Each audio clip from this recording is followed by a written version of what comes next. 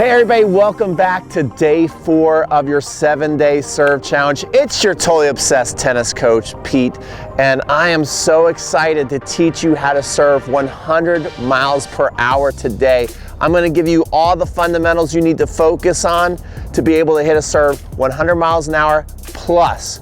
So especially if you're in range, if you are around that 85 mile an hour mark, if you follow these steps, there's a chance you could hit 100 miles an hour. Now if you're below that, these tips are still going to help you. So let's say your hand serves 65 miles an hour. Wouldn't you like to hit it 75 miles an hour?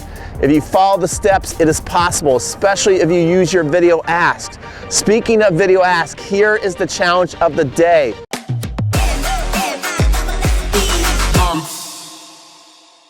Go on video. You have to do it on video or audio, and audio will be fine as well, and say, I have a need for speed. That is the challenge. Just come on video. You're entered into the raffle if you just do that simple little task, and you will be eligible to win Jorge Capestani's tennis strategy book, which teaches you how to beat basically any player out there. So it's really awesome. Okay, so let's get into this video. What I want to do is go right to our inspirational videos of some of the best servers of all time. We're going to take a look at them, and then we're going to come back and I'm going to take you step by step what they're doing to hit such massive serves. If you're ready, let's get started.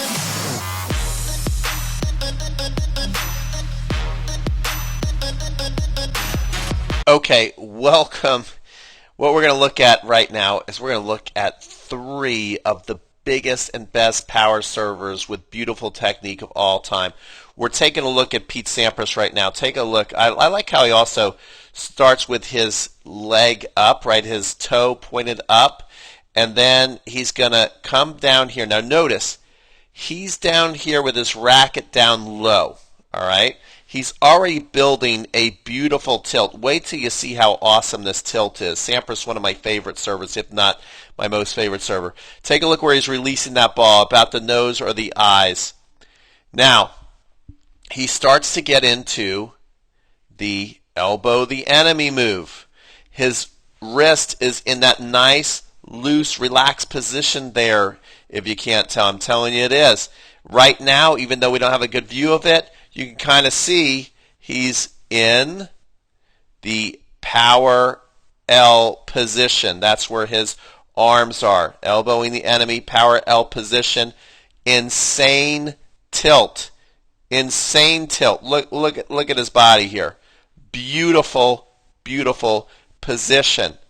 Racket getting into the secret power source at this point. All the things that we're covering to have a big serve. We can see that the stance wide like we talked about, so his chest is facing back to the fence. All essentials in my mind to have a monster serve, or at least it puts the odds heavily in your favor. Again, now he's holding in secret power source. His knees are about as bent as they can possibly be. Look at the arm. It's as straight up as it can possibly be. Everything's in perfect position. Right now at this point, guys, I'm telling you, he's thinking about racket head speed, and he's thinking about lifting these legs up and exploding. So right now is the point where you're going to start to see the racket start to go into the racket drop. See that? Okay, now you can see his legs have already started to take off. He's coming here. The racket cannot hit the tennis ball yet. Like I was telling you guys, if he used to look up at his hand, he would see his thumbnail at this point. And then as he's coming, boom, the racket's hitting the ball, flips out with a pronation. He's not really thinking about that though, guys. He's not thinking about that. And then the landing. All right, let's take a look at another amazing server. Next up, Serena Williams. In my mind, one of the most beautiful serves of all time. What I love too, notice she also has her toe up in the beginning. Weight leaning towards the back. So she's got her weight getting ready to go back. Watch this toss and the wonderful tilt she's getting herself into. Okay, so she's getting herself into a deep tilt. Look at what we can really see. Let me blow this up here. Can you see the nice relaxed wrist? So she's holding it really loose at this point. So that wrist is nice and relaxed in a deep tilt. Now, she's getting ready. She's basically come up right now into the secret power source. Let's see, we get a little further away. And then, boom. So now she's leaving secret power source. The legs are bent. She's now thinking about going into the racket drop. Now she's deep into that racket drop. And look at that extension. Look at that reach. So right here at this point, we can see her racket is on edge. There's no way she can hit that ball right now. And then in one frame, it happens so fast. Now she's obviously hitting the tennis ball. Full extension. Notice where her arm is. It's let me make sure I have the right drawing tool for you guys. It is out this way, okay? It's not too close into her ear like I see a lot of recreational players when they send me their videos. So you're swinging out and through, and then look at that nice, relaxed finish. That's another thing I like to point out. Basically coming into the ice cream scoop finish. So what she's hitting here is a power slice serve that Halep cannot get back.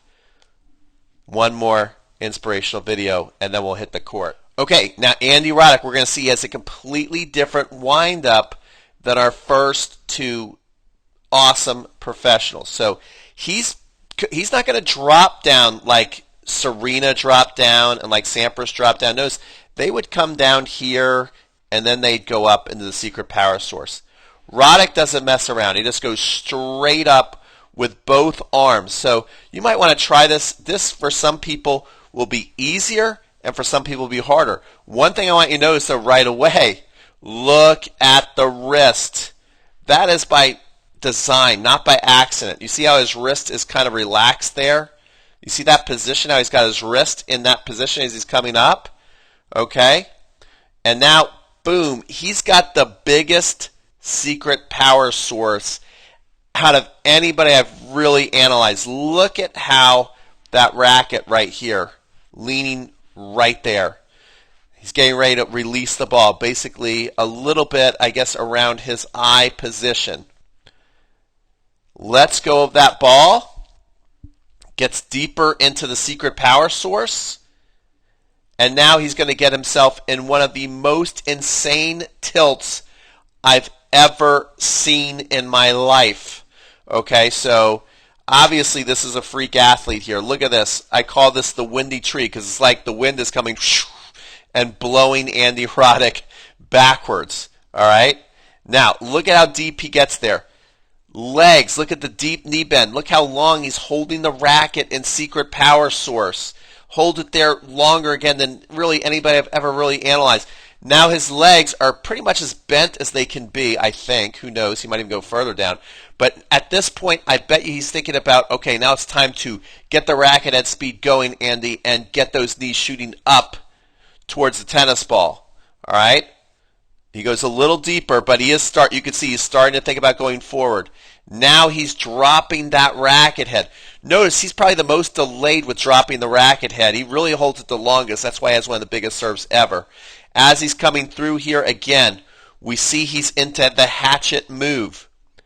And the ball cannot be struck. At this point, if he were to look up at his hand, he would see his thumbnail. That's what's so powerful about the 7-day serve challenge. I cover every tiny detail. And now he's hitting. Boom. Pronating out. Not thinking about that, guys. Don't worry about it. Andy Roddick's not thinking about it, so you don't need to either.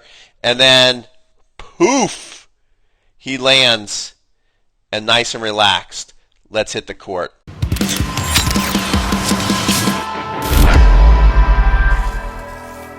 Let's get right into what's going to move the needle the most for the majority of players out there watching this video. Now, the kinetic chain, guys, is a real thing. Power does build from the ground up, and we're going to get to the ground soon, but what we're going to start with is the upper body, the arm. You've heard of pitchers having million-dollar arms. That is absolutely true. If you've got the right mechanics with your serving motion, with your arm, you can hit massive serves, and that's going to give you the biggest bang for your buck. If you build up perfectly from the ground in your rhythm and everything in your flow, and then your arm motion isn't right, the whole kinetic chain is going to break down. The most important thing is have those awesome fundamentals with your arms. So that's what we're gonna focus on. See, if I basically take my legs out of it, but I've got really good arm motion, I can still hit a pretty good serve. And the key is to have a nice whipping motion into the ball. So that's what we're gonna focus on, some drills to give us that nice snap and whip into that. If you can do that well, you can hit big serves even without jumping. And some of you are probably in a stage of your life where you're like, I can't really jump anymore. That's okay. You can still have a massive serve. You can still hit the fence on one bounce. Some of those practice serves I just hit for you, and those were the first serves I hit of the day, were actually bouncing the box and hitting the fence. So it's all about this right here, having a live arm, as Will Hamilton said, and Dr. Mark Kovacs. I totally agree with them. So let's get started. So guys, I'm gonna teach you end run drills at the same time. And I don't care what level player you are, if you do these drills, they're gonna help you. In fact, I've been doing this drill for quite a while, and I actually recently just ran into a video with Patrick Meritoglu. I don't think I say his name right, but he coached Serena, now is Tsitsipas. Basically, he coaches half of the pro tour on the men's and women's side, and he's making a lot of great videos lately. And he had one of his really awesome players. Guy's clearly a top-level junior. He might have been a pro player. He was talking about the importance of getting a nice snap, a nice whip on the ball, and he brought the kid up to the service box here, basically right on top of the net, and had him spiking the ball over the fence. So this is the first thing you're gonna do, and actually I'm gonna go on the other side to do this because I realize I'll be losing these balls in the woods. So make sure you do this in a way where you can basically recover your tennis balls when you go to do this. But the key that we're gonna start out with, and that's why it's important that you don't miss any steps, is you're gonna start out in the secret power source. Very, very important. The secret power source, and then I'm going to steal a great tip from one of my favorite instructors, Jeff Saldenstein. Also, elbowing the enemy. Make sure that the elbow, and remember how I had that drill the other day where I basically placed a little tennis ball right there on my elbow, right there, to get myself in secret power source and to get me into the power L position. So we need to be in the power L position, which is basically making an L with your arm, and then you go into that tilt. That's gonna be important. So again, it's so important to make sure you're watching each and every day so none of these tips I'm giving you are flying over your head, because all these tips have already been given throughout the week. So every day builds on each other. So what I'm doing is, the key to this is to get into a power L position. Make sure I'm elbowing the enemy. Make sure you're gonna pretend someone's coming to attack you, and you're gonna make sure that you hit them, bam, like that. So that is so important, because one of my students, I just had them part of Next Level University where they can send me videos. He was trying this, but he kept his power L on this side, on the hitting side of his body, and then he couldn't really get any power. It's a lot of work, no power. That's why this elbowing the enemy is such a great tip. And notice I'm also in the secret power source, the power L. I get myself in the tilt. Now I'm gonna spike it into the ground here, but I'm not gonna hit over the fence. So I gotta have a little bit of touch, because this is kind of easy for me to do. So I'm coming here, and I basically want to spike it down into the box. This is your first exercise to be able to get that 100-mile-an-hour serve. And what this is doing is really teaching you how to whip, how to snap your wrist, as they say, into the ball. But you're not actually necessarily snapping your wrist, but we're not gonna get into all that stuff, but it's gonna give you that whipping, snapping feel. Many of you are gonna struggle, and you're going to keep hitting your serve long. You're gonna keep hitting the ball past the box. This is because a couple of things. Number one is your whipping and snapping rhythm isn't quite as developed as mine, and a lot of you are gonna be tossing the ball too low or behind you, so make sure that tosses out in front. You wanna toss it out in front, and then basically what you wanna do is badoom, like that. What you wanna pretend is that you've got a basketball and you've gotta dunk it right over the rim. You're basically dunking it right down in the rim. That's gonna give you that nice feeling of pronation as well. Look at that finish right there. Bata, like there. So secret power source, and get that nice bata motion, and you can really spike it down. You can see that those balls are going right in the box, going super high. If I put a little more energy into it, I'm popping those balls over the fence. And so don't be afraid to bash them over the fence if you've never done it before. Just make sure that you go chase them. I'm not going to do it today because I don't want to hit into the woods, and I feel like I'm on a roll with this video, so we're just going to keep going. So that is your first exercise. Come on up here. Make sure you get nice and warmed up this way. You don't have to go super hard in the beginning. Just get it doesn't even have to be hitting the ball that fast. It's just getting that feeling of that snap. You see that? I'm not particularly swinging that hard for my ability. It's very easy right off the gate to just start popping that thing. Just start popping that thing down into the box. And if you see the ball going down and high, you know you got it right. If you see the ball going low and long, you got it wrong. If it's going low and long, you got it wrong. Your ball should be going high, right off, right there. The key to having a really good serve is I always like to think of the serve like a whip. And so you see this basket right here. If I'm super close to it and I've got a whip in my hand, I go like this, I'm not gonna really crack the basket. The further I move away, now I can start to really crack the basket. It goes whoosh, as it hits the basket. Now if you feel you have that going well, you can back up to the service line and try and do the same thing. Another thing I want you to think about, I just showed you the whip example, so I'm gonna give you the timing here. You've got to start thinking about cracking the whip pretty early into the motion. So I'm gonna basically call out when I think about the snap coming. So I'm coming here and whip. See that? I'm calling out whip well before I hit the tennis ball. And you can see when I do that, I'm crushing that serve. Here we go. I'm gonna go again, secret power source, and whip. Whoops. Got to keep my head up. I had the whip, but I dropped the head, so it went in the net. So keep the head up and whip. And you see we're hitting that fence. Another thing to hit even bigger serves is now I'm going to give more emphasis from secret power source into the tilt. So I'm going to focus also on the tilt. So that's the next thing. Once we start getting this going pretty well, I want you to think about the tilt.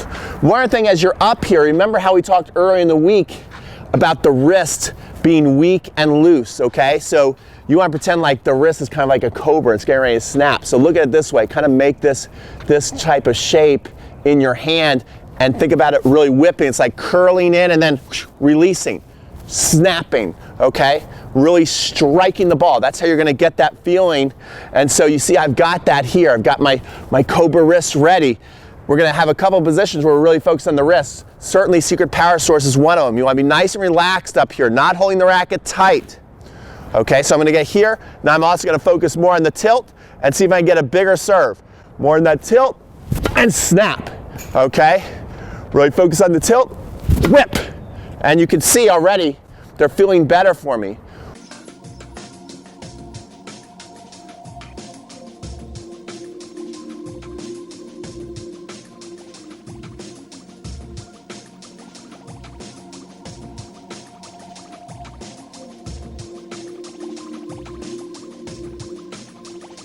Once you get that down, now you're gonna come back. If you have a blue line, you're gonna do it the blue line, and then next we're gonna go to the baseline. So that is your fence challenge. See how far back you can go and still hit the fence. So you can see I got the first two targets down. I can get the blue one easy. I think you guys know that. Now we're gonna go back to the baseline, see if we can also hit the fence with our serve. See if I can even hit it without jumping. So if you guys remember on day one, I went through 12 key serve fundamentals. And I think number 2 was the wrist. And I show you that Federer down here had the wrist nice and relaxed. So for some of you that are gonna go, well, I don't wanna do the Andy Roddick method. I mean, right now you pretty much have been learning the Andy Roddick method in our first couple of drills where he would just basically come here and right in the secret power source. A lot of players though, prefer to have some sort of rhythm down and then up. So if you prefer that, what I'm going to do is we're going to start out in that key fundamental number 2, pretending that we're Roger Federer, being nice and loose here, and then we're going to, as we go to toss, then we start to bend the legs. We're not even going to jump yet, but you can see, look how I get more and more relaxed too. Look at how loose and relaxed the wrist is in this position. Take a look at that. And then you want to barely be holding the racket, and also the lower you can hold it on the handle, you're using that handle as leverage, you're getting that pop. So you notice we're focused mostly on we're focused mostly on the arm today. Right now, we're gonna incorporate the legs here in a second, but right now we're just gonna try that Roger Federer move, come here and whip that serve. Try it again. I gotta stay up, I gotta get more in the tilt. I'm gonna come here and whip, okay? And we can see right there, it's a cold day, guys. These balls are like rocks, which means they don't bounce much. It's about 37 degrees.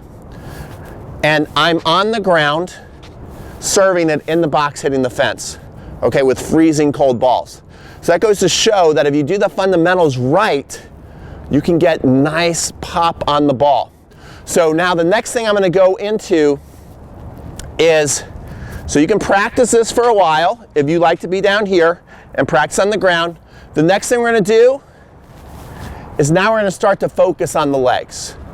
Now we're gonna focus on the legs. And what I'm gonna do with the legs is, it's so important, the most important thing for the kinetic chain with the legs is, when does the racket drop come? If the racket drop comes too early, see if my legs are here and I'm in the racket drop and now I go to bend and I go to serve, I'm gonna have weak serves. I'm not gonna have a big serve. If I come here, right, I go into my bend, racket drop, weak serves. A lot of recreational players do this. The racket drop timing is dictated by the legs driving up. So the drill we're gonna do is called the stop, go drill. And so what I'm gonna tell myself before we even go and jump into the serve, I want to stop and stay still with my racket and secret power source. Now you can build in the hesitation down here if you want, or you can build it up here. I'll show you both. But basically, I'm saying to the ball, when it goes up and stops in the air, I'm gonna call it stop. And my racket better be still when I call stop, okay? So the racket's gotta stay quiet. So let's start with it down here, the built-in hesitation. I'm gonna go stop. See that? Now I'd have a tremendous amount of whip to go through if I did this. So I'm here, stop. And notice how the racket's nice and quiet. So this is gonna force a lot of racket head speed. And the timing gets harder, but especially for people like Zverev, he kind of does this motion. Stop, right? I'll show you, you can still hit the ball. You can still catch up by doing this. Go. See that? You see what I just did there? You see I replaced my stop with go. So that's the timing. So once you see the ball stop, then you know it's time to start thinking about your legs driving up and the racket head goes full steam ahead. I prefer, and it's going to be much easier timing for everybody, even if you're going to have a wind up, to do this drill again in secret power source, to where again you're just calling out stop and stop. Notice how my legs are bending. Stop. I'm going to the tilt, bending, stopping. Then when I want to hit the ball, I'm going to call out go. This is called the stop go drill. It's the best for timing with your leg drive and your racket drop. The best drill I've come up with. Everybody I work with, especially in person, which I'm making sure they're doing it right, starts absolutely crushing serves. So I'm gonna be here, and now I'm gonna start jumping in the serve. I'm gonna do my step up and bam, but you do not have to jump into the serve to do this, okay? So you don't need to jump in order to do this and get a lot of nice pop, but I'm gonna start jumping into it. So here we go, guys. I'm gonna be here, and go. Okay, so you can see that serve moving pretty big. I'll do it again. And go. Got to snap early to get in the box. There we go. And go. Okay, that was a pretty big serve right there. See, I hit the line, crushed into the fence.